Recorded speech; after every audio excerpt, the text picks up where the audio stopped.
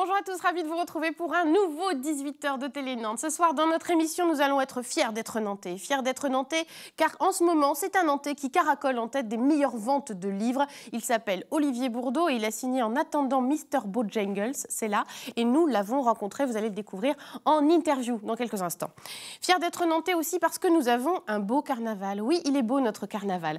Alors rassurez-vous, c'est pas tout de suite, c'est pour le mois d'avril comme d'habitude, mais on va vous en parler dès ce soir, puisqu'il y a des portes ouvertes, ce sont les traditionnelles portes ouvertes des ateliers du carnaval ce week-end, les 27 et 28 février. Le thème cette année, c'est Voyage autour du monde et vous allez pouvoir découvrir donc dès ce week-end les premiers chars sur l'Italie, l'Espagne, le Japon. On vous en dit plus dans quelques instants avec nos invités.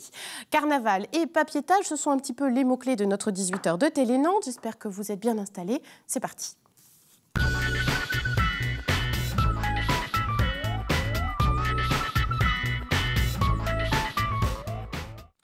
C'est le succès surprise de cette rentrée littéraire de janvier, En attendant Mr. Bojangle, Monsieur Bojangle d'Olivier Bourdeau, qui est sorti le 7 janvier. C'est un énorme succès. 40 000 exemplaires ont été vendus dans le milieu de la littérature, c'est assez considérable. C'est carrément la meilleure vente de l'histoire de la maison d'édition qui publie ce livre, les éditions Finitude, basées près de Bordeaux. Alors l'auteur, il est nantais, il est originaire de Nantes, il vit aujourd'hui entre Paris et l'Espagne, il a 35 ans. C'est son premier roman, donc c'est dire quand même qu'il frappe un grand coup dès le début. En attendant Monsieur Bojangles, il y a une référence à la chanson de Nina Simone, Mr. Bojangles, justement. Cette chanson sur laquelle dansent les parents du narrateur chaque jour. Des parents un peu fantasques, voire carrément mythomanes, mais terriblement attachants. Le père s'invente des métiers, la mère s'invente des prénoms. Et donc le narrateur vit tout ça et on vit ça aussi avec lui. Chaque jour est une fête dans leur maison qui est un peu comme un rêve. Un oiseau de compagnie qui s'appelle Madame Superfétatoire, on y croise notamment, des meubles aussi qui sont grimpés qui sont recouverts de lierre grimpant. Donc c'est un peu un conte de fées qui va s'enrayer bien sûr et le père et le fils vont devoir aussi tout faire pour que la folie n'emporte pas leur mère. Je ne vous en dis pas plus, en tout cas c'est un très beau roman et nous sommes allés rencontrer ce phénomène littéraire de la rentrée. Nous l'avons rencontré Cour-Cambronne à Nantes. Avec nous, il revient sur son parcours un peu erratique, sur la genèse de ce livre et aussi sur cet imprévisible succès. C'est une interview signée Jean-Michel Naga et Jean Annex.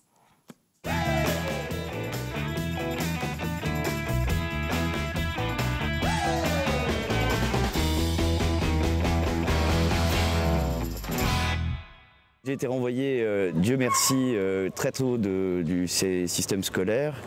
L'éducation nationale m'a rendu ma liberté lorsque j'étais en 3e. Donc je suis orienté vers le métier des cancres qui essayent de réussir dans la vie, à savoir l'immobilier. Enfin, cette farce a duré pendant 10 ans et j'ai passé 2 ans à écrire. Voilà, j'ai pondu un pavé de 500 pages qui est très sombre, très cynique, très violent, qui n'a pas trouvé d'éditeur, mais enfin je considère que c'était une bonne période d'entraînement. Après l'écriture de ce roman, mon frère, en ayant marre de m'entretenir, à juste titre, travaillait sur le chantier de Saint-Nazaire, l'hôpital de Saint-Nazaire. Et c'est avéré qu'il y avait un problème de sable dans les réserves d'eau, ou je ne sais pas comment ça s'appelle. Enfin, il y avait du sable qui coulait des robinets, donc j'ai eu la mission hautement périlleuse d'ouvrir des robinets 7 heures par jour, 5 jours par semaine. Et l'intitulé « Ouvreur de robinet », je trouve, est assez sympathique. D'ailleurs, c'est celui qui intéresse le plus les gens, alors que c'est le boulot le moins intéressant que j'ai jamais fait. C'est assez drôle.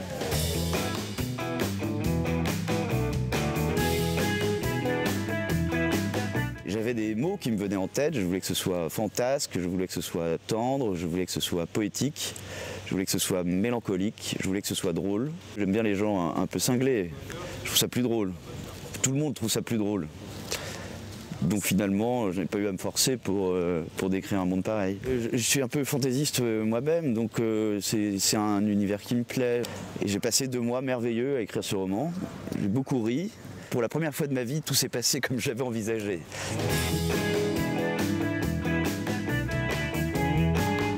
Je pensais qu'il y aurait plus de critiques négatives. Non pas que je les recherche, je suis étonné qu'il n'y en ait pas autant que ça. Je suis très heureux. Mais je ne pensais pas qu'il ferait l'unanimité à ce point-là. Voilà. Ce qui me laisse un devoir considérable pour le second. car j'imagine que je vais au moins faire 90% de déçus pour le deuxième. Il suffit de l'intégrer, quoi. En attendant les déceptions du deuxième, c'est vrai que les critiques sont dithyrambiques pour ce premier roman. Je n'avais pas lu depuis longtemps quelque chose d'aussi savoureux que En attendant Bojangles, a dit Pierre Assouline dans La République des livres. On parle d'un bijou fantaisie dans Libération, d'un roman loufoque et pétillant dans Le Figaro. Donc voilà, on ne peut que vous recommander ce livre qui s'appelle En attendant Bojangles. Et pas Monsieur Bojangles, j'ai confondu tout à l'heure avec la chanson de Nina Simone. Un livre à la conquête du monde, puisque déjà 12 traductions sont prévues. La première même sort ce mois-ci, c'est en suédois. On a trouvé la couverture, voilà. Ça donne ça en suédois à gauche, et puis la version française que vous voyez à côté. Et puis après, ce sera en italien le mois prochain. En tout cas, on vous recommande chaleureusement ce livre En attendant Bojangles. C'est 15,50 € dans toutes les bonnes librairies. On change d'ambiance tout de suite, on passe au Carnaval de Nantes.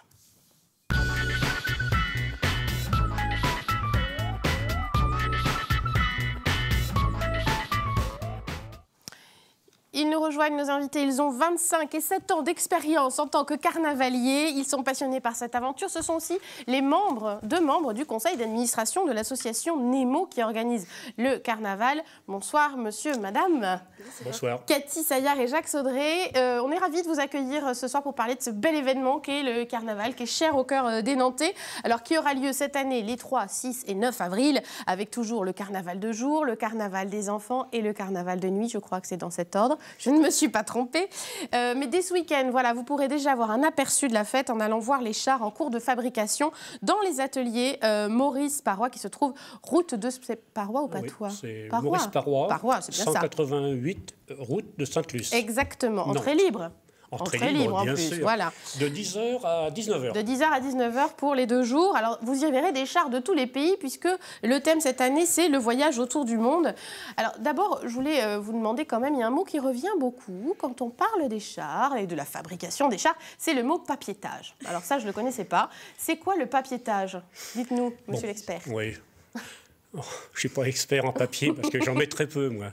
Mais ceci dit, on isole le polystyrène avec du papier et de la colle, ce qui nous permet d'avoir un support qui est quand même beaucoup plus lisse pour après recevoir la peinture, quoi. C'est ça. C'est ça. Mais on appelle le collage, hein. Tout ça aussi, on peut dire collage aussi, sûr, éventuellement. Oui. Parce que c'est important de redire donc, que ces chars, ils sont faits d'abord en polystyrène, c'est la matière première quand même. On pourra peut-être commencer par le début. Commencement. On a donc des structures en ferraille, hein, parce qu'il y a quand même des moteurs à installer. Il faut que les moteurs se conditionnent bien par des supports solides. Oui, parce que les mouvements, tout ça. Voilà, c'est mobile. Et donc après, on peut utiliser bien sûr du bois. Le polystyrène vient un petit peu ensuite pour réaliser les personnages, hein, les têtes, les mains, les bras, enfin tout ce qu'on a besoin. Les têtes de vache, comme on voit là, justement. Oui, c'est ça, oui. Et donc, le polystyrène a fait son entrée dans l'atelier il y a maintenant quelques années. Ouais. Et vraiment, toutes les équipes utilisent le polystyrène. Hein. Ouais. Hein, c'est à la fois léger et quand même assez facile à travailler. C'est pratique. Ouais. Ça fait combien de temps que vous travaillez sur les chars? Parce que là, on a vu des images qui ont été tournées ce week-end, donc on en est là de cette phase de préparation des chars qui devront être prêts début avril. Mais ça fait combien de temps que vous travaillez sur ces chars? Je continue. Cathy, allez-y, quand vous voulez. Disons, à la mi-septembre. Alors, ce qui est très curieux, c'est qu'on ne commence pas le char tout de suite. On le démonte. Vous démontez celui de l'année précédente. C'est ça, alors on démonte, disons, correctement, de façon à pouvoir éventuellement louer les éléments ou même vendre. Hein, on vend des chars, on loue. Et de face, alors donc, la phase du démontage est quand même... ça prend du temps. Hein, oui, parce que ça, c'est intéressant, parce qu'on pourrait croire qu'éventuellement, d'année en année, on peut recycler certains bouts du char, certaines parties. Mais en fait, non. Vous les gardez en l'état, et puis le savoir nantais s'exporte, puisque voilà, vous arrivez à le vendre de temps en temps. Voilà, c'est que, disons qu'on a un atelier qui est performant, avec des équipes. Et ceci dit, les communes ou alors les comités de fête font appel au travail qu'on exécute chaque année. Et il est vrai qu'on est de plus en plus sollicité par ces comités de fête qui existent autour de Nantes, même un peu, on va jusqu'à Saintes. Nos amis de Saintes nous reçoivent là-bas, on défile avec eux, ils défilent chez nous aussi. Il y a La Rochelle, voilà, Limoges, Il y a le Croisic. Après, on va aller au Croisic. Juste après Nantes, on ira faire un peu de... donc, je pense qu'il y aura 2 chars pour le Croisic, et ainsi de suite. Donc, non. Voilà, les chars nantais sont réclamés, Exactement. en tout cas. Donc, cette année, je le disais, voyage autour du monde, il va y avoir 18 chars. Vous, sur quel pays vous travaillez avec votre équipe? Puisque chaque équipe a son nom. Hein. Vous, votre équipe, sur les Guélurons nantais. Tout à fait. C'est ça. Et vous travaillez sur le thème de l'Espagne. Voilà. Donc, qu'est-ce qu'on va retrouver sur votre char? On va retrouver toute l'architecture de Gaudí. Voyons que ça, c'est quand même un sacré boulot. Oui, avec la Sagrada Gaudí, Familia. Voilà, à Barcelone, évidemment. Les mosaïques, toutes ces grandes cheminées, tout ce que... Les Espagnols, le flamenco, les éventails. Ouais. Beaucoup de boulot. Oui. Beaucoup de boulot, évidemment. Et vous, Jacques, alors vous, votre équipe s'appelle Jacques Addy, parce que c'est vous le patron quand même. Oui. C'est ça. Moi, le chef. Et vous travaillez sur quelle destination? Cette année, donc, j'ai pris l'Afrique à travers des masques. Masques, et puis avec un personnage plus ou moins un sorcier, quoi. Hein, voilà. La particularité qu'il y a, c'est que je suis avec il y a un second char qui va être aussi dans le même esprit, mais à travers les animaux d'Afrique. D'accord, donc ça se complète. Ça se complète, on aura la même bande-son, ce qui fera que dans le défilé, ça fait un ensemble. Ouais. Hein? Alors, on voit justement là les images de vous en train de peindre. C'est moi, ça. Ben voilà, c'est vous, avec un bonnet qui doit faire frais sur l'atelier. Ouais, dans l'atelier, oui, il ne fait pas toujours bien chaud. Ouais. Et donc, on a vu un petit aperçu, en exclusivité aussi, des masques africains sur lesquels vous avez travaillé. Oui, voilà. parce que moi, ce qui se produit, c'est que lorsque mon élément est fait, moi, je le peins tout de suite. Je préfère peindre. Ouais. Alors, c'est la partie que vous préférez, dès que j'ai la possibilité de peindre, je peins. Et ça protège le polystyrène, hein, même si on sait qu'il y a des raccords à faire par la suite. Hein. J'ai cette manie de peindre aussitôt que j'ai sculpté mon visage ou les mains ou les bras. Chacun ses petites techniques. Là, on voit qu'il donne son secret. Jacques, vous avez peut-être d'autres techniques dans votre équipe. Oui, tout à fait. Ouais. On travaille pas toutes les équipes travaillent différemment. Et alors vous, dans votre équipe, il y a aussi des peintres, parce qu'on voit qu'il faut quand même manier plusieurs choses, à la fois donc, coller les papiers sur le polystyrène, comme on a entendu, un peu de peinture, voire peut-être de la soudure. Il y a quoi, vous, dans votre équipe? Il y a un peu de tout ça? Ah oui, voilà. Des soudeurs, des sculpteurs, des mécaniciens. Et puis même des petites mains, on dit affectueusement, c'est ça? Voilà, des petites mains. Qui peuvent apporter leur contribution intervenir sur aussi. Le char, sur la peinture, le ponçage. Et qui étaient nombreuses là pendant les vacances scolaires. Voilà, il y a eu des enfants qui sont venus accompagner les parents, donc ça a rajeuni l'atelier, quoi. C'est ça. Et il y a aussi des personnes qu'il ne faut pas oublier, ce sont les personnes pour les costumes. Oui. Parce que dans notre atelier, il faut habiller après ces personnages, évidemment. Il y a des équipes qui ont une trentaine de défilants. Ouais. Donc les costumes, il faut qu'ils soient prêts, au même titre que les chars. Ouais. Et ces personnes-là, on ne les voit pas toujours dans l'atelier. Mais il faut penser à elles quand même. Oui. Parce que, Est-ce qu'elles habillent? Alors, je disais ce qu'on voit sur les chars, mais aussi elles habillent donc les défilants, comme vous dites, autour des chars. Il faut les fabriquer, les costumes. Oui, c'est du boulot. Bien sûr. Évidemment, c'est du boulot. Alors, on en a vu qui bossaient justement particulièrement. C'était ce week-end. Notre journaliste Anne Judic est allée un peu en avant-première aussi, visiter les ateliers Maurice Parois pour voir un peu où les carnavaliers en étaient. On regarde. Donc, le char représente la Suisse, avec un paysage complet avec une vache, un chalet, des marmottes, une montagne, donc un ensemble global sur une carte postale, on va dire. On fait le Japon cette année, et là on est en train de faire le temple qui va juste derrière là-bas. Alors il va y avoir un robot, il va y avoir une grand-mère, et il va y avoir un gros sumo au milieu du plateau. C'est notre 18e char, mais j'étais bercée dedans à l'âge de 12 ans. Donc, et mes filles ont pris la relève et après moi je me suis mise à construire des chars avec mon mari. Alors il reste une grosse partie encore de polystyrène, du papiétage, de la peinture évidemment. Donc effectivement en un mois on a notre dernière ligne droite, c'est un peu un marathon sur 4 semaines après les portes ouvertes. Là depuis 15 jours nous y venons donc, pour les vacances du matin jusqu'au soir. Donc c'est vrai que ça prend énormément de temps, beaucoup de patience, mais c'est une passion comme une autre. Et puis disons qu'ici il y a une très bonne ambiance entre carnavaliers, on forme une très très grande famille et ça compte beaucoup énormément. J'ai mon boulot en parallèle et du coup le soir après le travail, donc à 18h30, 20h, je viens là. Un petit peu à la bourre comme tous les ans, mais ça va le faire. On sera prêt le jour J pour aller rencontrer les Nantais et leur faire plaisir et nous faire plaisir également. Et on les appelle les pas finis parce que... Ah, on les appelle les pas finis parce que... voilà, c'est ça, on commente en direct. On vient de voir les pas finis. Qui sont à la bourre. Ils portent bien leur nom. Ils portent leur nom. Jusqu'à la dernière minute. Alors, on se pose toujours la question de savoir s'ils vont finir. Ouais, c'est ça, ils mettent un suspense terrible. Alors, donc, vous êtes bien avancé, ça va? Oui. Ouais. Oui. Les bons élèves? Non, parce que ce qui va se passer, c'est qu'on défile tous ensemble. Donc, d'une manière ou d'une autre, il faut bien que tous les chars sortent. Ouais, il faut que le 3 avril, tout le monde soit prêt. Tout le monde et vous êtes solidaires entre équipes, ça c'est hyper important. Oui. Et puis, ce qui est émouvant, c'est le dimanche matin, lorsqu'on commence à sortir le premier char, le second, le troisième, le quatrième, et ainsi de suite.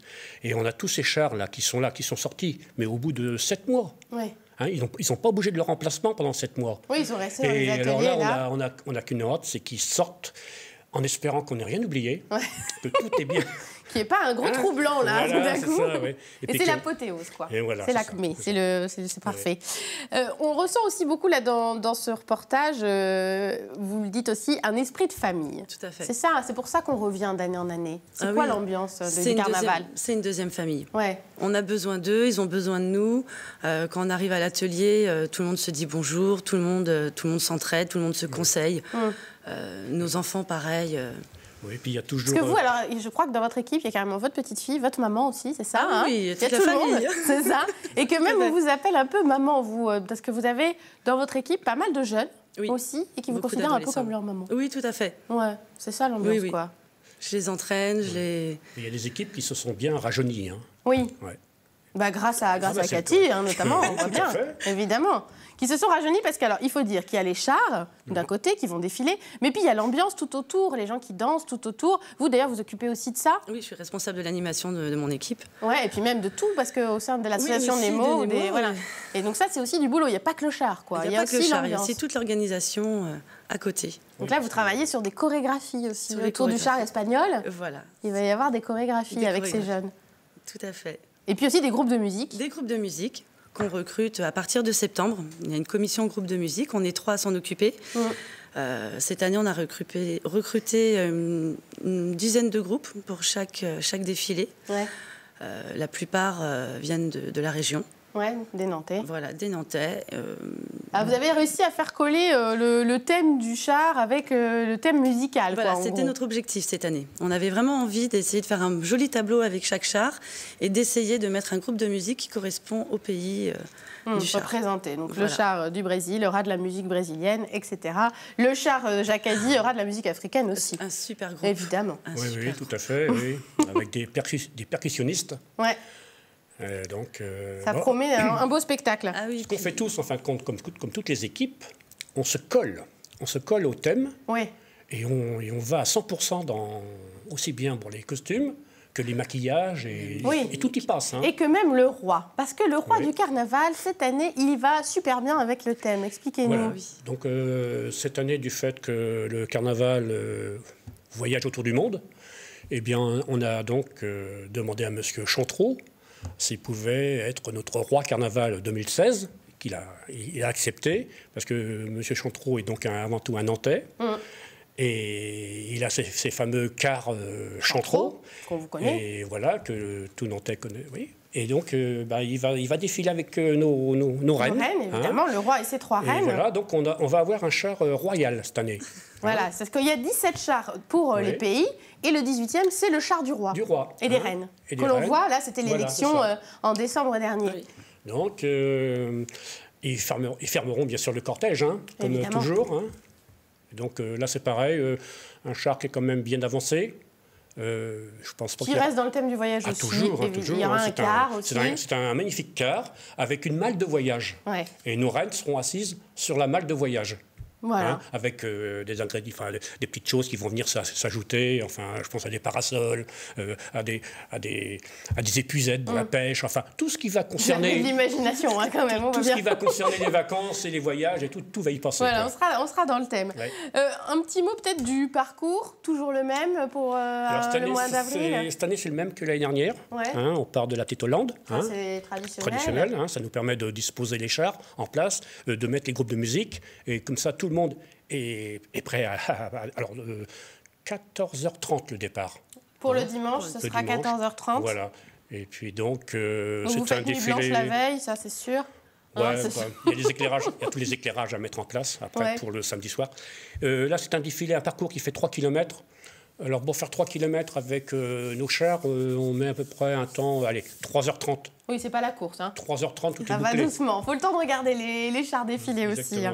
Donc ça, c'est le dimanche. Le mercredi, c'est le parcours, le défilé des enfants, carnaval des enfants. Samedi 9 avril, ce sera le défilé de nuit.